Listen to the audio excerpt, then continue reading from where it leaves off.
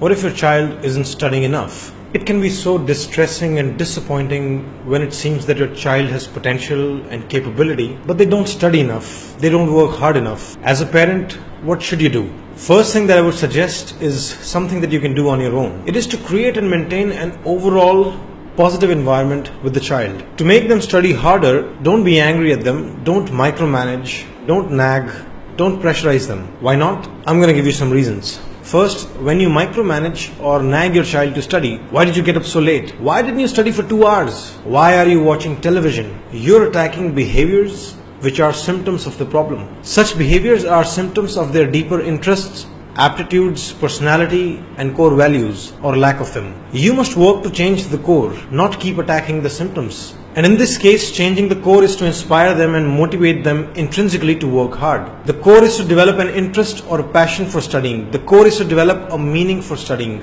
So focus on enhancing these. It's not easy to do. We can help you. But that's the only way, at least the only sane one. Stop attacking the symptoms. Second, micromanaging and nagging doesn't work. It is in fact counterproductive. It clearly creates a negative environment which is not conducive to learning and growth. Research is clear that positive emotions lead to better learning and high levels of stress can impair learning. When you micromanage, nag and pressurize your child constantly, you take away the positive emotions and you increase stress. How do you then expect them to learn well? It's so ironic. You want them to learn, but you are destroying the conditions in which they can learn. It's not so easy to remain positive now, is it? Because it's so frustrating. Despite all your push, they're not studying enough. Following perspectives can help you remain positive. First, leave your attachment to marks. Focus on your child's progress in the long run. You want a healthy, happy and functional child.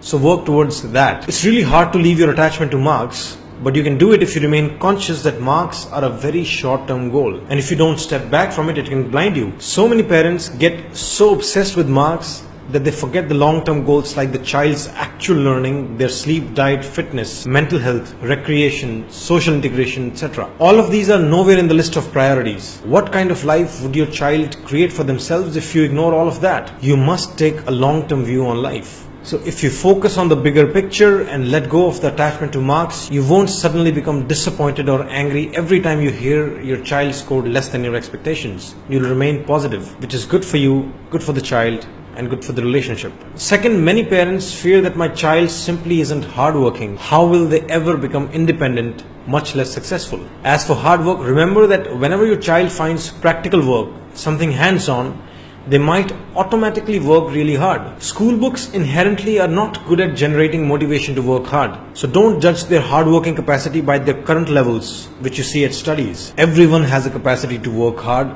at least harder than they do at school. So let life take its own course. Don't be disappointed in your child and don't get angry. Finally, just remember how difficult it is to change. Think for yourself. Whenever you get angry, burst at your child, some people even beat them, don't you regret later? Oh, I was so harsh. I shouldn't have criticized them so bad.